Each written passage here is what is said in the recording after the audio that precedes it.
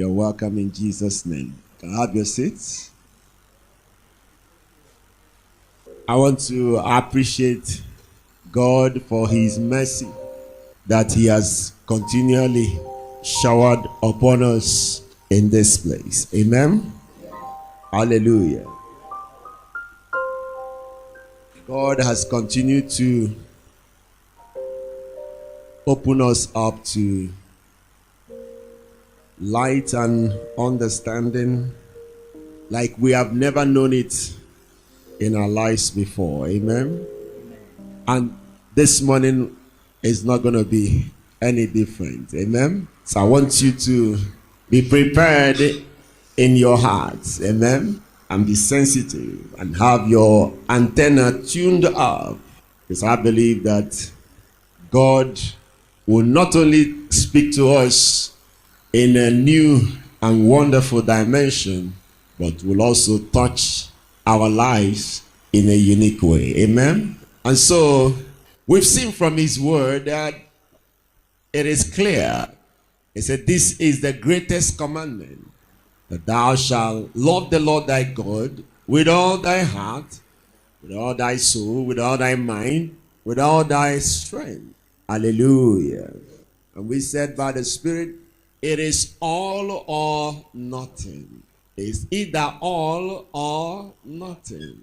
So if you are ready for him, God is ever ready for you. Praise the Lord. He said, come unto me, all ye that labor and are heavy laden. So Jesus is always asking. He's not afraid to ask men to come. Amen. He says, if any man thirst, let him do what? Come. There is drink for the thirsty. Hallelujah. Are you thirsty this morning? There is drink for you this morning. Not just drink, overdose. Are you hearing what I'm saying? God will overdose you this morning. Praise the Lord. You better get ready for it. Hallelujah. He said, come, because there is drink. And so I just love the dimension and where God is taking us. Amen. And from all indications, it is true that when you seek God for the right purpose, he will open up himself to you. Amen. But if you're not ready, he said, see him, but they cannot do what? See. It's not given to you. Amen. If it's not given, you won't see it. Hallelujah. There's no way you can see it. So except it's given, you won't see it. So my prayer is that for every one of us here this morning, I believe that God has also given it to us to see. Amen. So you will see this morning. Amen. You have to see, because that's why Jesus Christ came. You have to see. And so there is drink. For all that are thirsty, there is enough, more than enough. It says, from that drink, a man will drink unto eternal life. Awesome. Awesome. Awesome. I don't know whether you are thirsty for that drink. Are you ready for that drink? Amen. That a man will drink and it will become a well of water springing onto eternal life. I want that drink more than anything in my life. Amen. You have to be hungry for you to even understand what I'm talking about. You have to be hungry for you to understand what I'm going to share this morning. You have to be extremely hungry, because after today, your life does not change. I wonder what will change you again. I wonder what will change you again. Quickly turn to John chapter 12. John chapter 12. It says, while you have light, believe in the light, that you may be the children of light. While ye have light, believe in the light, that you may become the children of the light. These things spake Jesus, and departed, and did hide himself from them. But though he had done so many miracles before them, yet they believed not on him, that the saying of Isaiah the prophet might be fulfilled, which he said, Lord, who had believed our report, and to whom had the arm of the Lord been revealed. Therefore they could not believe, because a seer said again, he had blinded their eyes and hardened their heart. Hallelujah. That they should not see with their eyes. My son came yesterday and was asking me, he said, how can that he was reading the Old Testament and he saw that even with all the miracles that God did in the wilderness, that he couldn't believe why the children of Israel were still filled with so much unbelief. I hope you are seeing it now. Amen. He said he had blinded their eyes and hardened their heart, that they should not see with their eyes, nor understand with their heart, and be converted, and I should heal them. This thing said Esaias when he saw his glory and spake of him. Nevertheless, among the chief rulers also many believed on him, but because of the Pharisees, they did not confess him, lest they should be put out of the synagogue. For they love the praise of men more than the praise of God. May you not be in that place in Jesus' name. Hallelujah. What are you doing with the praise of men? Rubbish. Jesus cried and said, he that believeth on me, believeth not on me, but on him that sent me. And he that seeth me, seeth him that sent me. I am come a light to the world, that whosoever believeth on me should not abide in darkness. If any man hear my words and believe not, I judge him not. For I came not to judge the world, but to save the world. He that rejected me and receiveth not my words hath one that judgeth him. The word that I have spoken, the same shall judge him in the last day. For I have not spoken of myself, but the Father which has sent me, he gave me a commandment, what I should say and what I should speak. I know that his commandment is life everlasting. Whatsoever I speak therefore, even as the Father said unto me, so I speak. Hallelujah. And so, like I've been trying to tell us, God has already done, he has even overdone self. Amen. Hallelujah. The greatest miracle ever, he has already carried it out. Amen. And you need your eyes to open. You need your eyes to be able to see it, so that you'll be able to know what you are praying for. Many times, our prayers betray us by exposing where our hearts are. Yeah, because it means that we don't believe. When you talk about believe, you say, oh, it's not me. It's you. Hallelujah. You need your eyes to open. Because when your eyes open, you will know what is important. And that was what Jesus was trying to communicate all the time. He said, let him that thirsts come. I have drink, that when a man drinks it, that man will never thirst again. Then what else should you be looking for? What else should you be praying for? And the only reason why you will pray for another thing is because you still do not believe what Jesus has told you. That's why he said, as the Father has spoken, so I speak. If it's not true, I would have told you. Say, there is a drink that a man will drink, and that drink will become a well of water springing into everlasting life. A drink that is supposed to overwhelm you, that is supposed to take control of your life, that is supposed to turn your life around, upside down. Are you hearing what I'm saying? If that drink has not done it, then you have not taken the drink. Are you hearing what I'm saying? That's why it's all or nothing. And you wonder, why am I not feeling the impact of the drink? Because you have not made 100% commitment. Are you hearing what I'm saying? You can't feel the impact of that drink until you are ready, until your heart is totally and completely sold out. You are not a religious man or a religious woman. Are you hearing what I'm saying? This place is not the assembly of religious men and women. Are you hearing what I'm saying? This is an assembly of men and women who want to live by the Spirit. Jesus said to this woman, he said, a time is coming when the true worshipers shall worship him in spirit and in truth. This is the time. Are you hearing what I'm saying? Hallelujah. This is the time.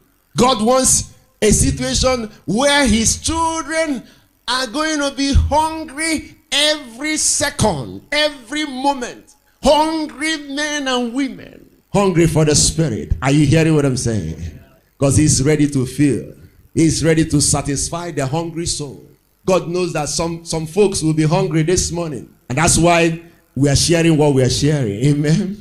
And like I said, anytime you are hungry, you trigger a lot of things in the spirit. You stir up things in the spirit. God only responds to hunger in a man's heart. He doesn't respond to emotions. He responds to hunger. It is hunger that God responds to. That's why he said, if any man thirsts, wherever you are, and you are thirsty, he will come. Are you hearing what I'm saying? He will come. Because he's no respecter of persons. Praise the Lord. He is no respecter of persons. Anywhere a man is thirsty, he will come. He said, I'm the bread of life. I'm that bread that a man will eat, and he will never hunger again. Praise the Lord. Turn to John chapter 6. The book of John chapter 6. So you better be ready to believe what the Lord is saying unto you. Amen. You better be ready to believe. Better be ready to believe. Who has believed our report? And to whom has the arm of the Lord been revealed? May you believe the report of the Lord this morning, and may his arm be revealed to you in Jesus' name. Amen. Praise the Lord. John chapter 6 from verse 53. Then Jesus said unto them, verily, verily, I say unto you, except you eat of the flesh of the Son of Man, except you eat of the flesh of the Son of Man, and drink his blood, you have no life in you. Except you eat the flesh of the Son of God and drink his blood, you have no life in you. This was what Jesus told them, and they said, what nonsense is this man talking about? Does he think that we eat human beings? That were barbarians that eat human beings, and many of them left him. He said, whoso eateth my flesh and drinketh my blood, whoso eateth my flesh and drinketh my blood hath eternal life, and I will raise him up at the last day. Hallelujah. This is so powerful. There are so many things that we have not been able to decode. So powerful. And we just go through them believing that we know what it's saying.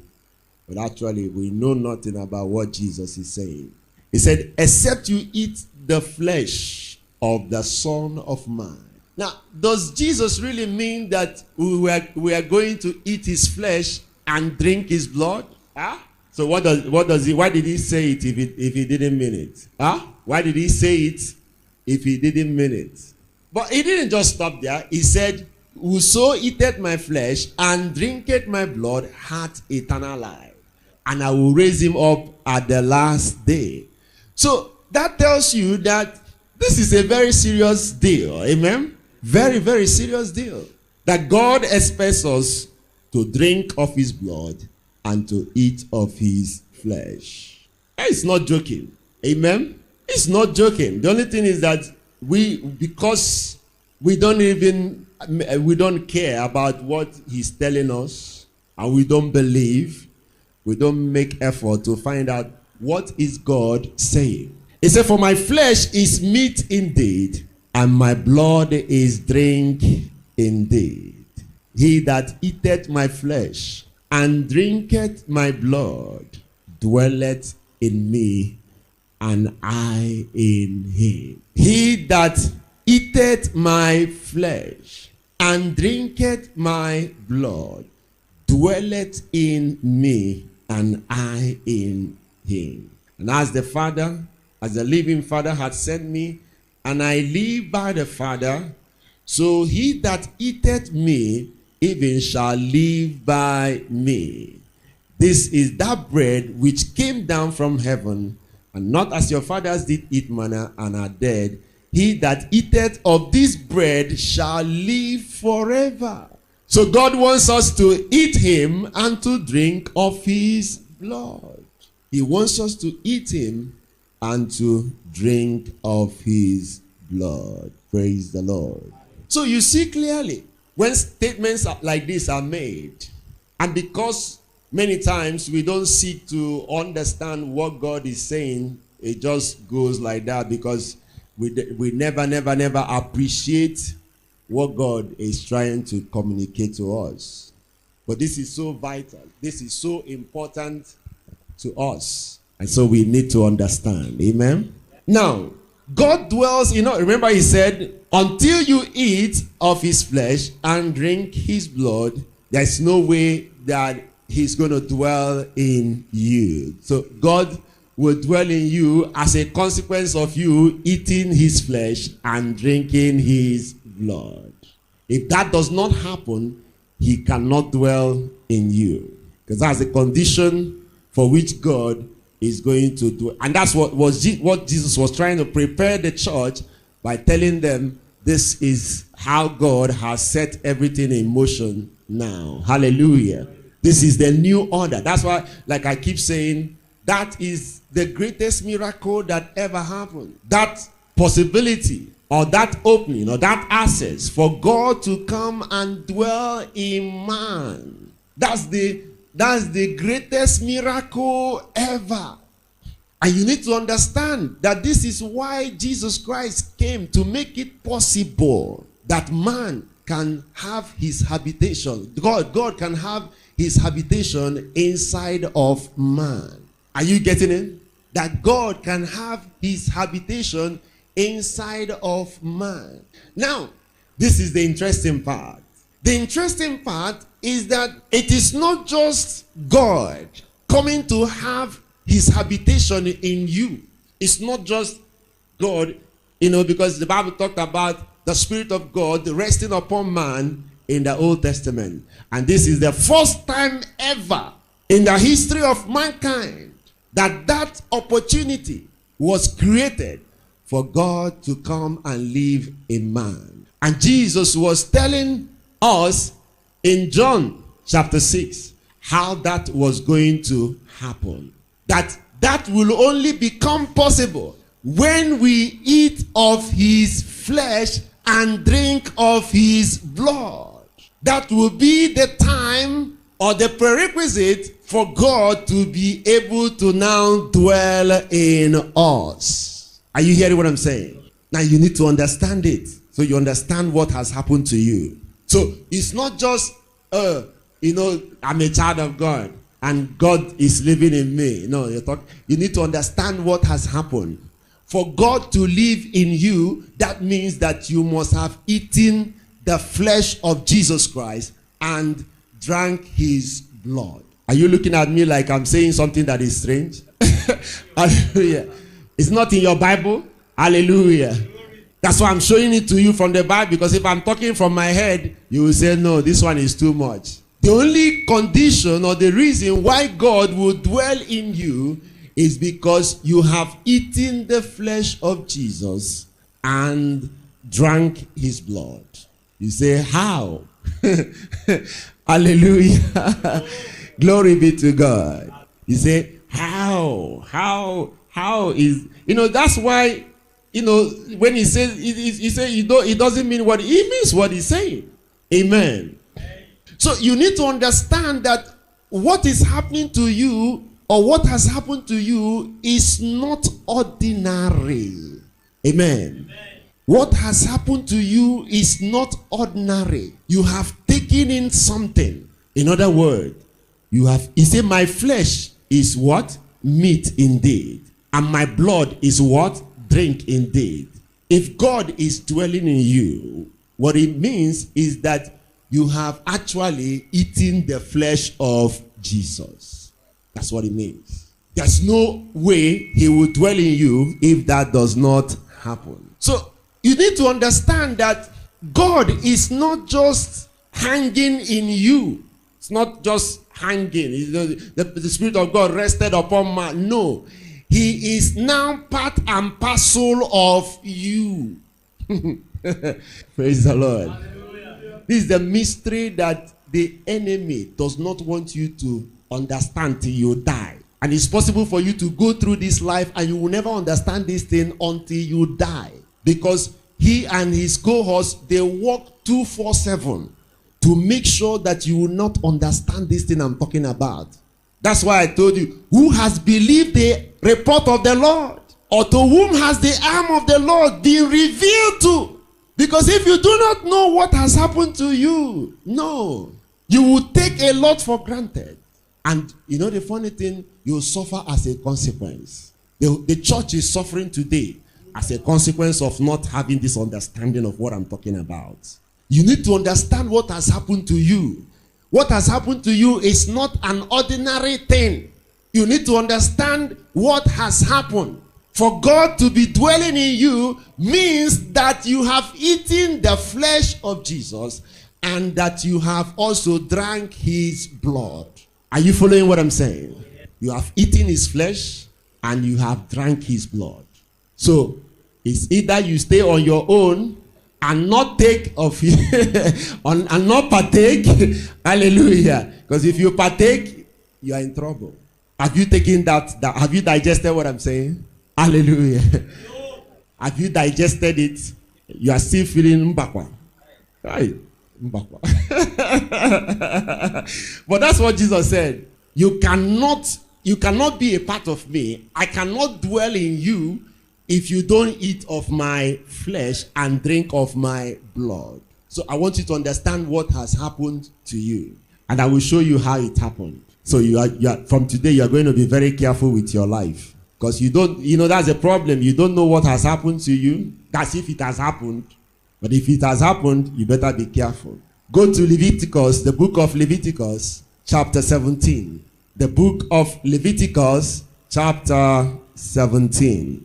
From verse 10, we read from verse 10. And whatsoever man there be of the house of Israel, or of the strangers that sojourn among you, that eateth any manner of blood, I will even set my face against that soul that eateth blood, and will cut him off from among his people.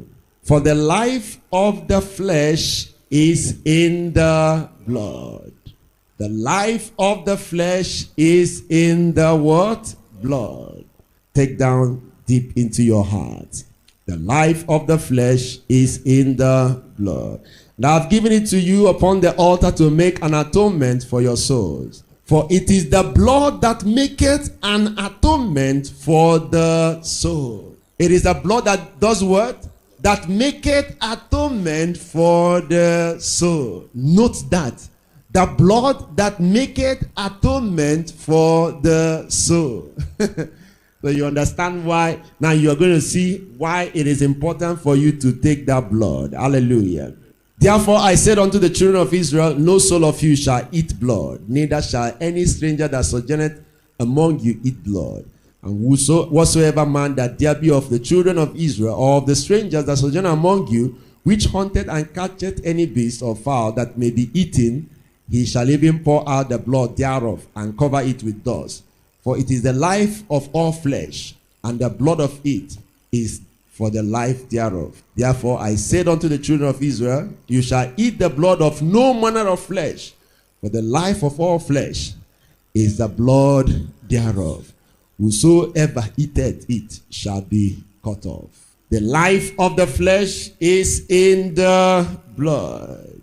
And I have given it to you upon the altar to make an atonement for your souls. It is the blood that maketh an atonement for the soul. It is the blood that does what? That maketh atonement for the soul. Praise the Lord. Now go to Romans chapter 8. The book of Romans chapter 8. The book of Romans chapter 8. And I read from verse 11. It said, but if the spirit of him that raised up Jesus from the dead dwell in you, he that raised up Christ from the dead shall also quicken your mortal bodies by his spirit that dwelleth in you. So there you go. If the spirit that raised up Jesus Christ from the dead dwells in you, he that raised up Jesus from the dead shall also do what? Give life to your mortal body. Shall also do what? Give life to your mortal body. Now, how does he give life? For the life of the flesh is in the blood. So how is he going to give life to your mortal body? He's going to supply blood, the blood of God, to your mortal body. You understand what I'm saying? That's how you eat of the flesh of our Lord Jesus Christ and drink of his blood, by his spirit that dwelleth in you. So what that spirit is doing is that it is continuously supplying the blood of God into your system. Remember, for the atonement is achieved through what? The blood. Can you see how the blood of Jesus cleanses us from all sins? Hallelujah. That's why I said, if the spirit, if that spirit dwells in you. So if he's not dwelling in you, then forget about it. But if he's dwelling in you, this is what is happening to you. He said, that spirit that raised Jesus Christ from the dead shall give life, shall supply, and life is supplied through blood. Life is supplied through blood. You can't have life without blood. So Jesus says, until you eat of my flesh and drink of you cannot have life in you. So the same time you are taking the blood, you are also taking his flesh. Hallelujah. By the Spirit. And that's what enables God to come now and live inside of you. Now, you see where the enemy, now look at what the enemy now the enemy does not want you to understand what, he wants you to believe that God is still on the outside. And you not realizing that God is in your very fiber. He doesn't want you to understand that. He doesn't want you to understand that your blood is mind blowing. Hallelujah. It's mind blowing that the very blood of God is flowing through your veins. It's mind blowing. That's why I said, who has believed our report? And to whom has the arm of the Lord been revealed? This is what has happened. That's why I said, are you ready? Are you ready for me? This is what I am about. I'm about to take over your life. I'm about to take over everything about you. That's why it has to be all. Because now your body is no longer your own. And that's why he tried to tell you that throughout the whole New Testament, that your body is now the Lord's. It's no longer your own. It has been taken over. It has been taken over. You do not own your body anymore. It has been taken over. Why? Because the very blood of God is now flowing in your veins. That's how God is dwelling in you. Down to your blood. That's how you have the life of God. Hallelujah. The life is now being supplied to you through his spirit, through his blood. That's what Jesus was trying to make very clear to you, that this is what is going to happen. Because when he was talking here, he was actually talking about the Spirit of God that was going to be given to man. Are you hearing what I'm saying? Yeah. The coming of that Spirit, the Spirit dwelling in man, that is what the Spirit will facilitate inside of you. It's going to cause that transformation to take place. And that's why it is the greatest miracle ever. Hallelujah. Glory be to God. Is there anything that can top this? There's nothing that can top it. That's why if you understand what God has done, then you know that from now on, what is important for you is to be able to walk in the understanding of what God has done. To begin to walk in that understanding. Yes. Go to Romans chapter 7. I just want to show us something there. Hallelujah. Romans chapter 7 from verse 4. He said, "Wherefore, my brethren, ye also are become dead to the law by the body of Christ." You have become what? Dead to the law by what? By the body of Christ, which you now have. Hallelujah. That's how you become dead to the law. That you should be married to another, even to him who is raised from the dead. That we should bring forth fruit unto God. Hallelujah. Praise the Lord. So you see clearly that what is going on here is the fact that our bodies have completely been taken over by God. That's how come we become dead to the law. That's how the law does not have effect over us again. Why? Because the blood that is flowing in our veins is now that of Jesus Christ. Hallelujah. So we are no more under condemnation because the blood of Jesus, he said in John, he was talking about the blood of Jesus cleansing us from all unrighteousness. That's how our body is also dead to sin and alive unto righteousness because of the very blood of Jesus that is now flowing in your veins. Now you are now seeing, when you now know or hear that the Spirit of God is dwelling in someone, you understand what it means for the Spirit of God to be dwelling. What it means is that there is transfusion of blood, flesh, going on by the Spirit. Are you hearing what I'm saying? It's not just that he's dwelling. There is something happening in that dwelling. That's why he showed you that connection. You cannot have the life of God without the blood of God. It is the blood that facilitates life. There can be no life without blood. So you can't have the life of God without the blood of God. And that is supplied by the Spirit. That's the miracle. That's the miracle that has taken place in your life and in my life as a consequence of what Jesus Christ did on the cross. Hallelujah. Praise the Lord. That's what he did. Glory be to God. So when you understand it, you are going to be careful with your body.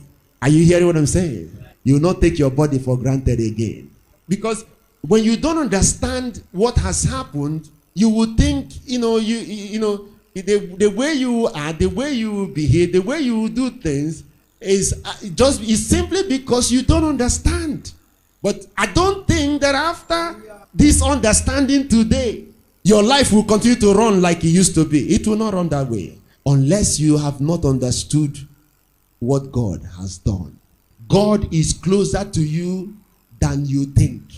If he's right there in your blood, what else remains? What else remains? That's as close as he is to you. Is that the very blood that is ticking your life now is his blood. Your life is ticking now as a consequence of his blood. Let's turn to 1 Corinthians chapter 6. 1 Corinthians chapter 6. We read from verse 13. It says, "Meat for the belly, and the belly for meat, but God shall destroy both it and them. Now the body is not for fornication, but for the Lord, and the Lord for the body. And God hath both raised up the Lord, and will also raise up us by his own power. Know ye not that your bodies are the members of Christ?" Know ye not that your bodies are the members of Christ. So you see, the whole Bible has been telling you this. But the problem is that you have never been able to make the connection. Know ye not that your bodies are the members of Christ? He says, shall I then take the members of Christ and make them the members of an harlot? God forbid. What? Know ye not that he which is joined to an harlot is one body? For two saith he shall be one flesh. But he that is joined unto the Lord in one spirit. One spirit. So you are joined unto the Lord in one spirit. That means that his spirit is now supplying blood to your own body. Everything, your flesh, everything is receiving life from the spirit. You are joined to God. He said, therefore, flee fornication. Every sin that a man doeth is without the body. But he that committeth fornication sinneth against his own body. What know ye not that your body is the temple of the Holy Spirit, which is in you, which you have of God, and you are not your own.